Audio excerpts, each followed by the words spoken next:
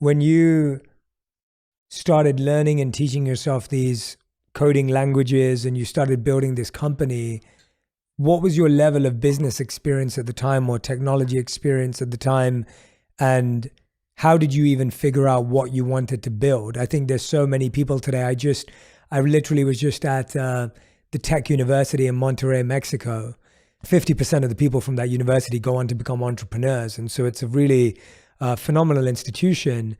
But one of the biggest questions I saw that young people have is, Jay, how do I know if I'm doing the right thing? Or I don't know what I'm building, or what should I focus on? I feel like now there's so much choice that people feel paralyzed by the amount of options they have. I had a degree in accountancy, so I understood the record keeping of business. Right. All right. I started a little business, which was more of a bookkeeping business than anything, where I'd work with these small businesses. Some were taverns. One was a flower shop.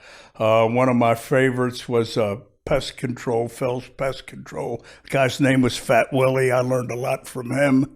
The way he would keep track of things, and I, and it got to the point where over a few years, I could, start doing the records of a business, and I could tell you if they'd succeed or not.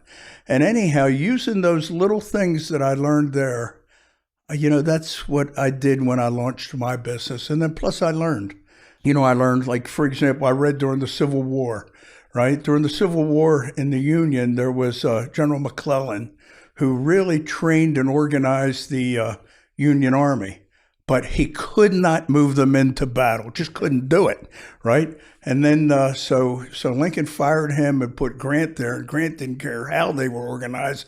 The enemy's over there, go there, right? That's what he did.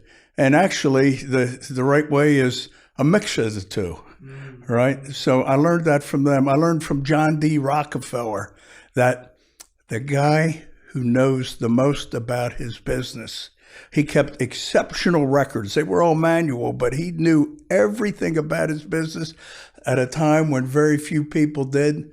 The guy who knows the most about his business quite often is the guy that wins, because, as you know, knowledge truly is power, and especially specific and pertinent knowledge. So, I mean, I learned from people in history, right? And then beyond that, I just powered through. Mm-hmm. Yeah, I love those examples. I think what I love about them is I often say to people that you can be mentored by people you've never met.